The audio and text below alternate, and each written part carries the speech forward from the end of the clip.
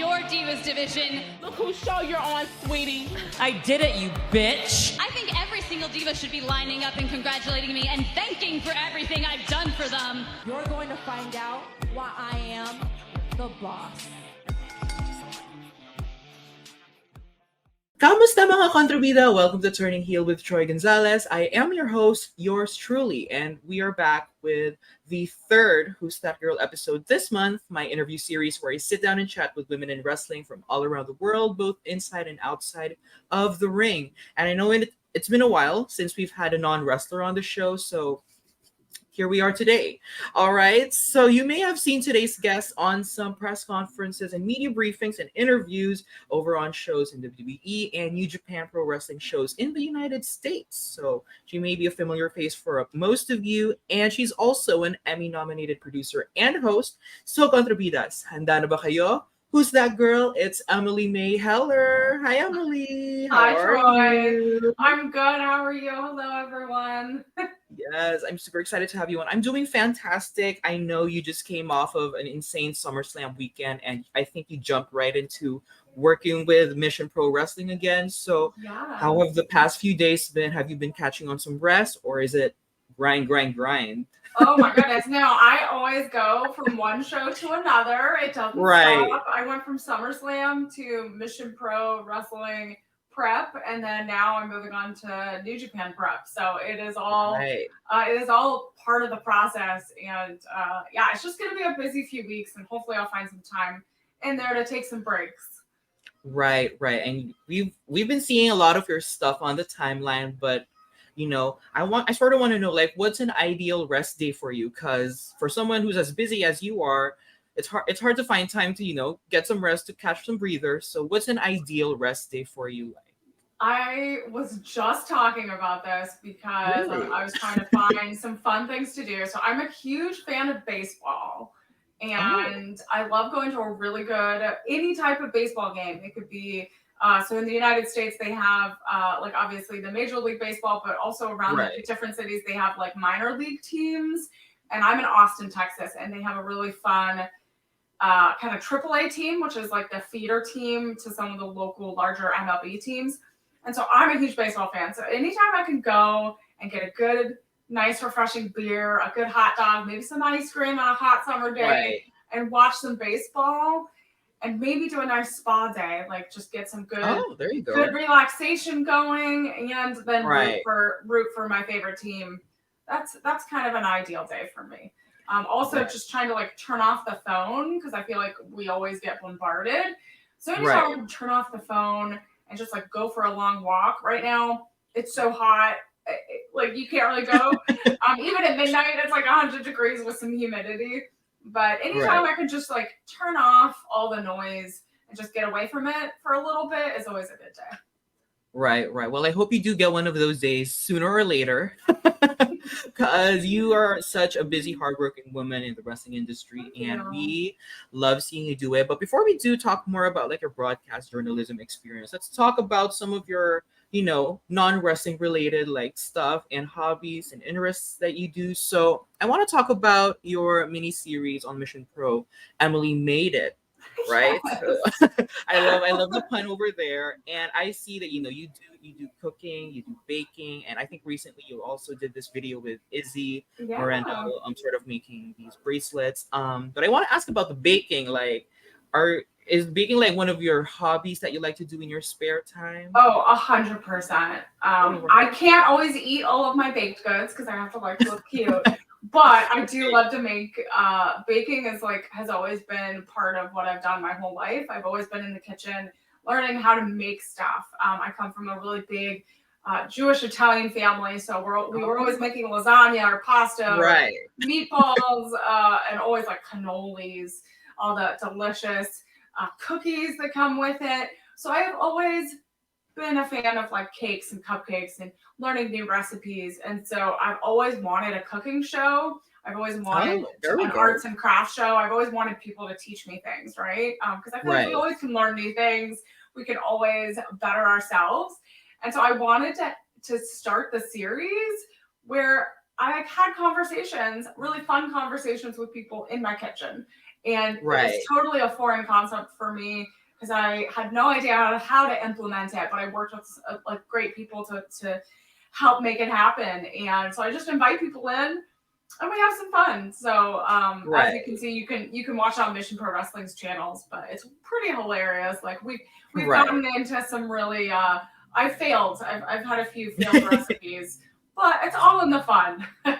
Right, right. It's part of the whole like learning process and it's part of the whole experience, right? Exactly, And exactly. yeah, I love how it's sort of like a mix of the two things you do. You know, you have experience like hosting, like having these conversations with people, and you're sort of incorporating your hobbies and like cooking and baking, which I think is fantastic. But I do want to ask because I sort of want to get into baking myself. Like, what would you say is a good like recommendation for like a beginner's recipe when it comes to like what would you recommend? So one of the first recipes that my mom taught me and my grandmother was a chocolate chip cookie. So a All chocolate right, chip cookie is pretty universal. And so right, you have to start with a very basic chocolate chip cookie. Learn how to make that from scratch, all the right right, amount of salt, the right amount of ingredients. Test that. And then I always say you can customize it. Like once you get the foundation of any right, recipe, you can customize it so it feels more like yourself, right? right, right. And then you can kind of go from there. So I would say start with a chocolate chip cookie. That's always the All best. right.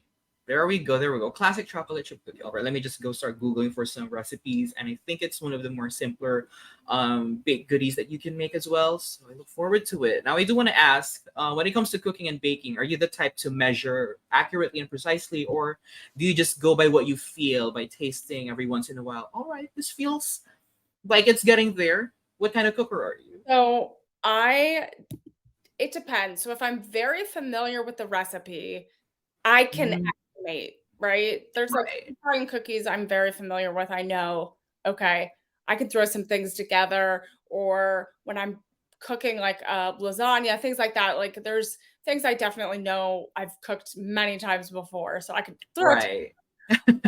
Trying something for the first time, I'm very by the book. All I'm right. methodical. I'm like, all right, we're gonna measure this exactly. Like I have a scale for some of the All dry right. ingredients. Like I go all out where I follow it to the T because you have to make sure that the recipe baking is all about chemistry.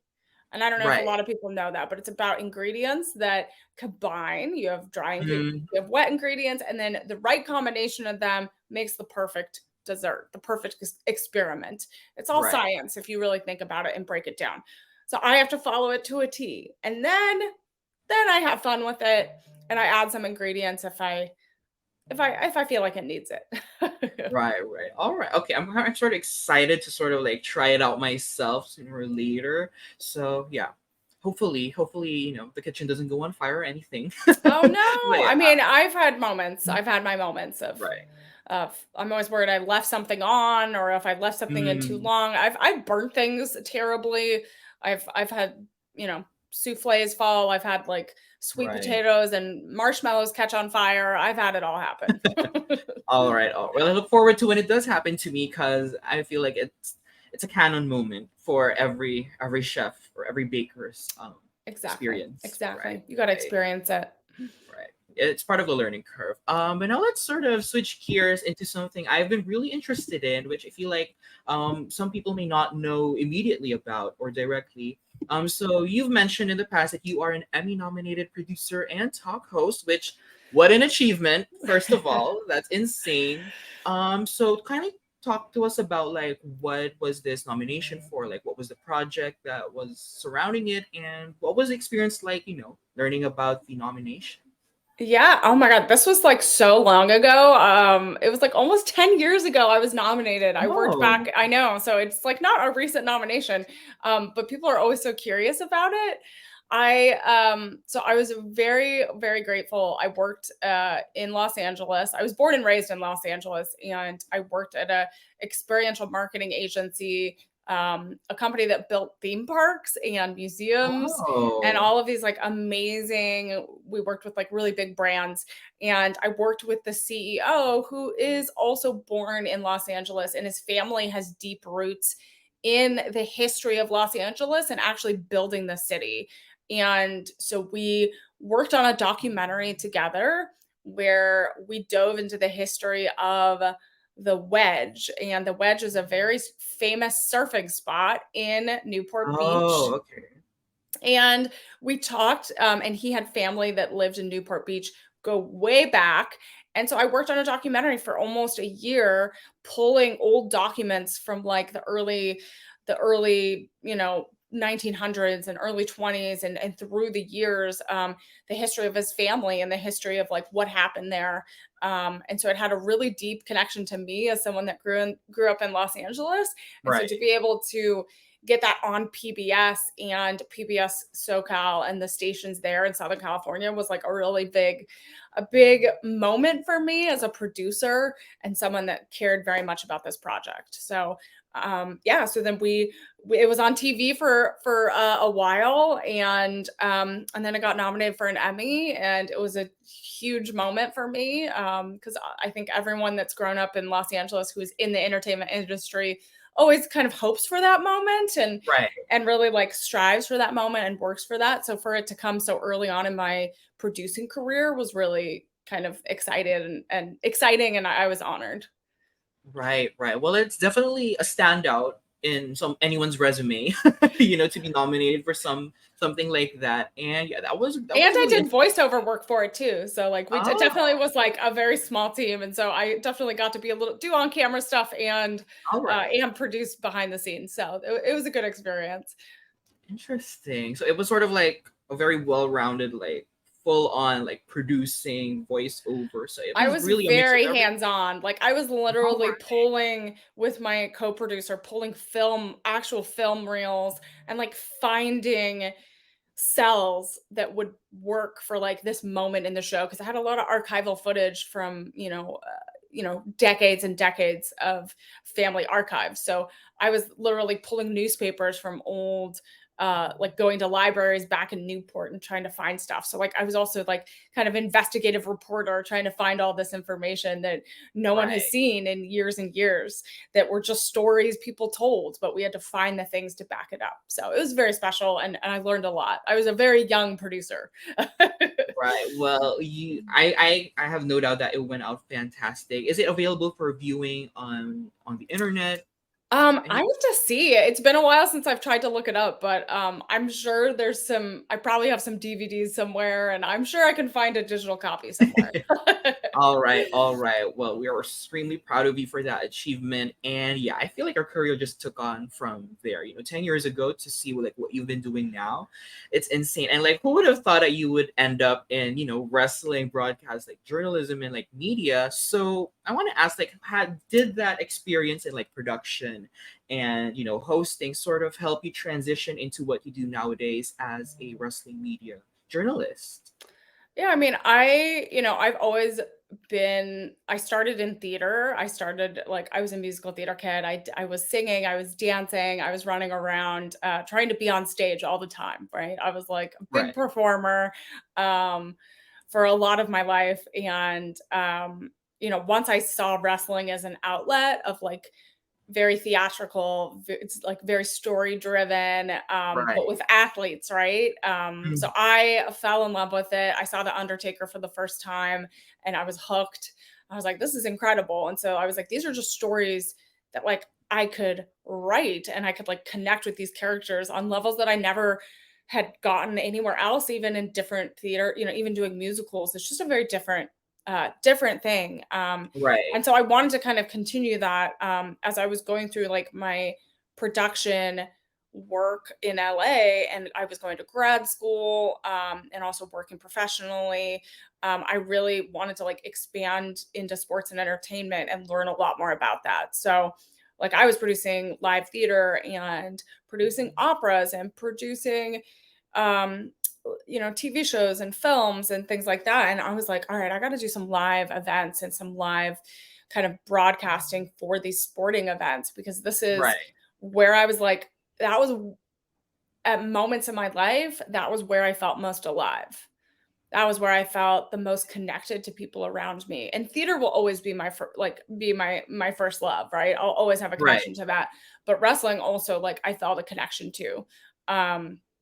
So I actually started as a manager I started as a manager or valet, depending on how you how you want to phrase it. But I like started telling stories. I was a, a a manager for my partner, and we we always told stories together. Like even from the moment like he started training, I was like, all right, let me be a part of this story. And so we would make these Right. elaborate backstories of like who these characters were and why we were doing this. And we had some crazy times. Like we had Right. dumpster fights. We would come up with these like wild scenarios, and I loved it so much. And so I just continued that and wanted to know about every aspect of the business and know Right. exactly how I could tell these stories. And he mentioned to me that like being a broadcaster is one of the best ways to tell those stories. And he encouraged me to pursue that. And so I just was like, I'm going to do it. And so I dove into that and I studied everyone that I could. And I looked at companies that I really admired. And obviously, someone coming into this like blindly a little bit, where I was like, I didn't grow up watching it.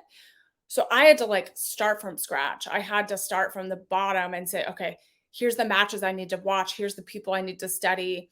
And so that's what I did. I literally like every time something was on, I was like, I'm going to look at it. I'm going to study it. I'm going to see what I like about it. I'm going to see what I don't like about it.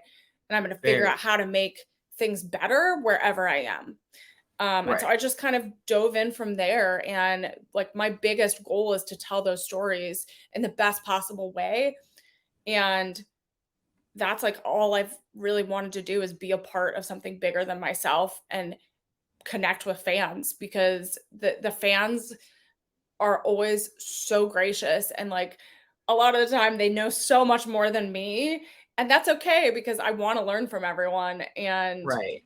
I am just so grateful that most fans are gracious um, and just are like excited, Right. Right. to like be a part of things. I think you mentioned earlier, when you were sort of getting into wrestling, you were looking through like promotions to get into. And I want to say like one of the promotions you've been working with for a while now is Mission Pro Wrestling, right? Which you sort of stuck with them for a while and you do lots of content on their YouTube channel and for their shows. So I wanted to ask you, for those who may not be like super familiar with Mission Pro Wrestling, tell us a bit about the promotion as a whole, and what would you say sets it apart from the other wrestling promotions in the States? Because there's like a lot, right? So how does it stand out from your perspective? Yeah, I mean, Mission Pro is one of the most special like wrestling organizations you will find in the United States, or I would say even across the world, because we are female focused. It is one of the co-owners is Thunder Rosa from All Elite Wrestling, and she started this back in like 2019 or so. Just a kind of transition 2019 2020 into an all-female promotion, or at least majority female promotion, and it kind of came out of a lot of the stories that were coming out around that time when we were unfortunately stuck inside due to the pandemic, Right. about some of the disparities in how women are treated within the wrestling industry, and some of the speaking out movement. She really wanted to kind of make a safe space for women to learn the craft of wrestling, to learn behind the scenes, to learn how to kind of make it in this industry. And so I worked with Thunder Rosa back in Los Angeles and interviewed her, and we kind of had mutual friends in common. And I was making the big move from Los Angeles to Austin, Texas. And I reached out to her and said, hey, like I'm going to be here in Texas, only like an hour and a half away from San Antonio. Like, can I come by and see kind of one of your shows? And I think it was like 3 days after I moved, 3 or 4 days after I moved, almost 3 years ago. Oh, She invited me, and I met everyone there, and the rest is, I guess, history. And kind of like my involvement has evolved into very different things than that first day. right. And yeah, I would like for everyone listening to like to go check out Mission Pro Wrestling. Like, they Yeah, just go. have so Yeah. much stars. Yeah, go Right. check it out on Title Match Network is where all of our shows are at this moment in time. And yeah, we just had Boiling Point this last Saturday. Izzy Moreno made her first in-ring debut ever. She had her first Right. match against Jasmine Allure. We have a new champion. Tiffany Nieves is our new Mission Pro Wrestling champion. We have a new Mission Pro Cup holder, Lady Bird. We had so many things happen this weekend, but it is a Right. very, very special promotion. We have had some of the biggest stars of Impact, AEW, NWA, all of these amazing promotions, WWE. We've had so many people on these huge platforms that have come from Mission Pro. And so it's a very special organization. And we have an amazing team that works hard every day to make the next show even better. Right. So be sure you guys to check out Mission Pro Wrestling. They also have YouTube content over there. You'd probably find Emily over there as well. So be sure to check there's a them lot of out. things of me over there. Right. So be sure to check them out. But you did mention, from the time you started out in Mission Pro Wrestling, you said that, your broadcast journalism and wrestling media work from there just skyrocketed, and you sort of found more experience there. And, I want to talk about one of those experiences which you did recently. It was the post-show press conference for SummerSlam, which was all over my timeline just because, questions were asked, the right questions were asked on behalf of a lot of women's wrestling fans and women alike. And you asked about, diversity and representation of women in, not just in WWE, but like in sports in general. And I feel like it's a very valid question to ask, especially with yourself as a woman. But I want to know, like, you could have asked Triple H anything in the world about the show, about SummerSlam, but why was it important for you to ask about the women? Well, I've gotten that question a lot lately. People are still talking about it because I feel like when you have a platform like that, you have the ability, obviously, to ask anything. And I think we need to hold the creative heads accountable, right? Right. Because obviously, I'm doing that with the utmost respect for him. And I'm doing it with, obviously, would never want to disrespect someone. And I hope that I did it in a way that was respectful. Right. But as someone that has been in a male dominated field for the majority of my career, both in wrestling and outside of wrestling, it is something that as a female journalist and as a media personality and as a producer, I try to push women forward in a positive way and give them a Right. platform. And I shouldn't be the only one doing it.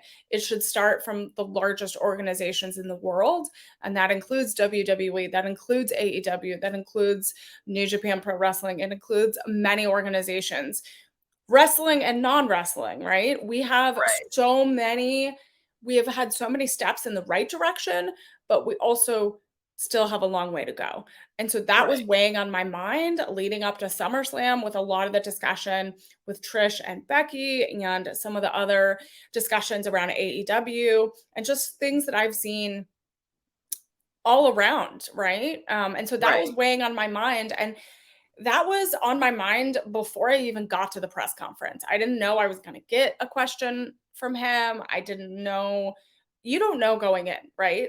Like, Right. you obviously enjoyed the show, and I want to be, obviously, I respect this organization. I would love to work for that organization, but I also wanted to do right by people that I know that this was on their mind. So I know Right. some people were unhappy with his response, but I'm just happy that we both have a mutual respect for each other, that we could at least, have that conversation. Right. Because, you said like that opportunity or that platform doesn't happen to anyone, at least in the entertainment industry, such as like in wrestling. So when you do get that opportunity, of course, you would like to, use that chance to ask the questions you'd like, and to, speak on behalf of like, communities that would like to have their concerns raised, which I feel like, they have been doing some improvements. I know there was also a press conference back then with Triple H asking like, why was the conference room full of male reporters, like male Yeah, journalists? so at Money in the Bank that happened, That and was I saw that clip. And I would have loved to have gone, but I couldn't afford to go. So a lot of people people were asking me why I wasn't at Money in the Bank. And then a few people were asking recently, like, am I going to Wembley? And I can't due to cost. So, that's what's so hard is like, I wish there wasn't that barrier. And Right. people don't understand that there are costs to go to these places. If you don't have a publication that's necessarily paying for you to go, there's a lot of costs like hotel and flights and food and just Right. normal like equipment, things like that. And so that's what I'm also trying to tackle and understand is like to make it accessible to everyone so that there's not a gender barrier, there's not a financial barrier, there's not any of these barriers that make it inaccessible for people. So that's something I'm also trying to work on and figure out a way to make these rooms available Right. to everyone because you have to be in the room where it happens and not everyone can get there.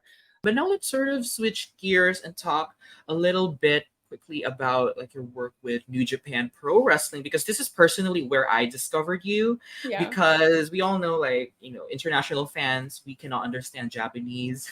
So when New Japan does go to the States and start having, these English speaking broadcast reporters or hosts, it helps us become more engaged into the product. But I do want to ask, how did the opportunity to work with New Japan sort of like start out for you? Yeah, so I again, my partner is so incredible. And again, he's helped me in so many ways. And he's actually like helped build the LA dojo in Los Angeles. Oh, So okay. he helped build the LA dojo in many ways. He's like the head of Ringside Production. And I've like freelanced for them on and off for many years. And so I think it was back like pre-pandemic where they were using me um, for merchandise, like to sell merchandise, like t-shirts, all of the fun stuff you see at shows. And they just needed someone. They knew like I was like friendly and like I could sell. I did retail for a long time. So Okay. so he's like, yeah, Emily will do it, volunteered me. And I was like, I've always wanted to like I would see his New Japan shows.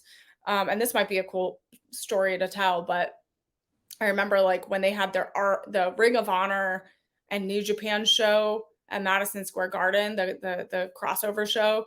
Um, I remember I was crying in the middle of Madison Square Garden because I was like, I want to work for them. I want to be there. I want to do a show at Madison Square Garden. And I remember sitting there, and I haven't done one yet, but I was sitting there and I was like, I know one day I will work for them and I will be a Right. part of this team. And I remember he took me back to the ring after the show and they were about to clean up, but I remember I was like, this is it. This is what I'm supposed to be doing. And I like had this like premonition, right, that I would be there one Right. day. It hasn't happened yet, but um so then when they're like, work on merchandise, and I was like, okay, cool, I'll do that. I was like, let's do it. And so I was like selling a bunch of stuff like in person. And then like the pandemic hit and they needed people to do some New Japan Strong tapings and help with that. So then I like joined in on that. And so then I just started doing more and more things for them. But they obviously knew my true passion was to be hosting and to being like on Right. air and on camera. But I was like, hey, I'm willing to do anything, right? Whatever Right. you need. So then I got brought on to like their operations team, which handles like ticket sales and floor plans and seats and just tons of logistics. Like it's hard to kind of encompass what it means. Right. Right. And so they brought me into that and doing like front of house stuff. And like, then I got brought in at one point for some production things. And then, so I'm kind of like a meld of many worlds. Right. Right. Right. And so then over the years, I just kind of slowly, and then really only about 2 years ago, did it really pick up where they were like, hey, we want you on like almost every show in the United States. And we want you to do press conferences and we want you to do this and that. And I was like, okay, I'm down. Let's do it. I was terrified, but yeah, let's do it. Because Right. I Right. just have such an extensive production background that like nothing really made me flinch. I was like, all right, let's do it. I can do anything you need me to do. And yeah, so things are gonna continue. We have a show coming up this week, 2 shows this weekend. Right. And I'm just so excited because I get to learn about both sides to it in such a huge organization. So I get to work with kind of a bunch of people. I get to meet incredible talent, like people that I look up to, I get to work with. And it's just an incredible honor. And I'm so grateful that like Rocky Romero trusts me and lets me be a part of it, and just the whole like New Japan of America staff, and even the team in Japan is amazing. So it's I'm just incredibly blessed that I get to be like a tiny part of it. Right. Well, we have been enjoying your work with New Japan, every time, because they always do like press conferences before like the shows, where like the competitors like stand off with each other, like sort of give their sentiments, and you're there, on the side like podium, sort of with that New Japan logo on your like polo top. It looks amazing, and you're like hosting like all of these events. It's amazing, and I feel like you're sort of like also part of helping newer fans, especially those non-Japanese speaking fans, sort of help us get into the product because of your language barrier.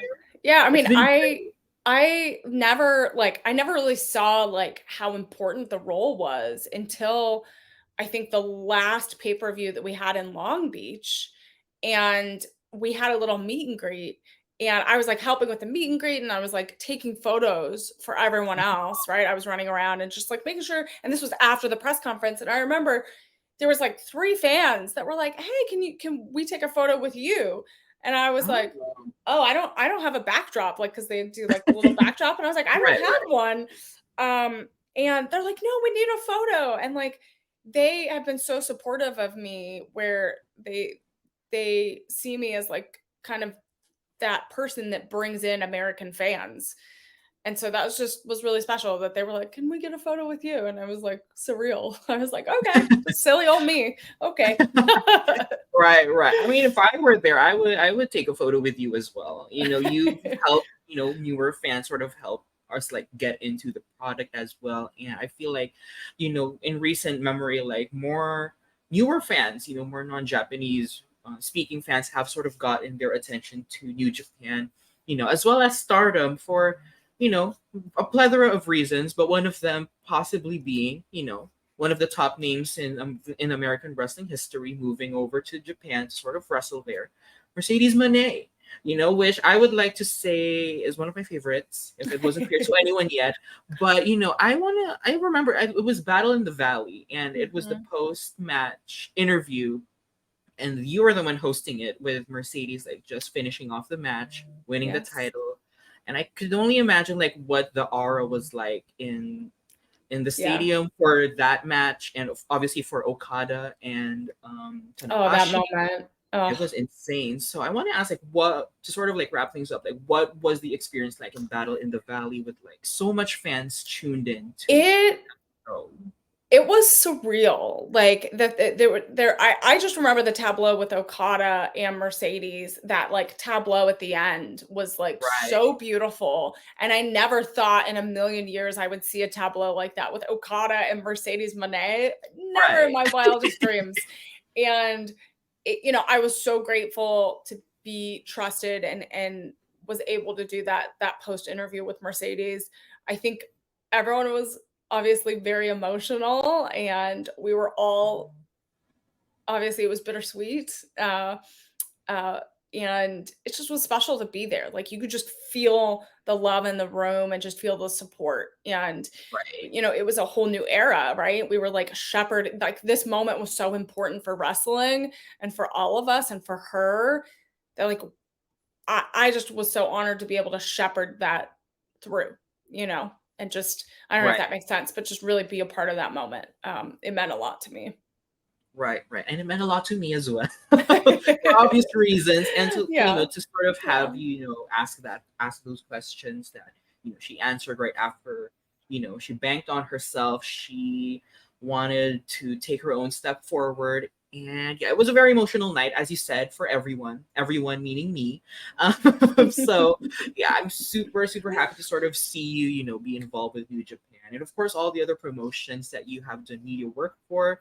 It's been fantastic. And I've been also supporting you as well You may not be an in-ring performer. I mean, who knows in the future? But I for don't what know. but for what you're doing now, I am completely obsessed with the work you've been doing. You're a hardworking woman, and we love seeing women succeed. But with that You're being so said, sweet. Emily, So thank you so sweet. much. Thank you so much for coming on the show. I hope you enjoy your time here. And yeah, before I do let you off, I'd like to ask you to promote your socials. Where can the listeners follow you? And do you have any upcoming shows you'd like to promote? Yes, you can follow me on all social platforms at Emily Mae Heller. And again, Troy, thank you so much for having me on. I know you're part of the Women's Wrestling Talk family, so I want to do what I can to support everyone there. And yeah, so go. You can watch. We have 2 New Japan shows this weekend, Saturday and Sunday in Philadelphia, and then what else am I working on next month? I'm part of the Premier Network Wrestling Showcase in New Jersey. That's There like we go. September 9th, I believe. I will be at All Out weekend as well. And yeah, September is going to be pretty busy, and then October. So just follow me on socials and you'll see me somewhere. Right, You won't right. miss me. Yeah. So one way or another, Emily Mae is gonna pop up on your timeline, delivering you some hosting gigs or, helping you like run through what's been going on in the wrestling world. So be sure to check her out. But in my case, for the latest news on Turning Heel with Troy Gonzalez, be sure to check out the show on all platforms where you can listen to your favorite podcast on by checking out my link tree. That's linktr.ee/Turning Heel podcast. But once again, thank you for all your support with the Vidas. Emily Mae, thank you once again for coming on the You're show. welcome. Thank you. You as well. And I'll see you guys in the next episode. Bye.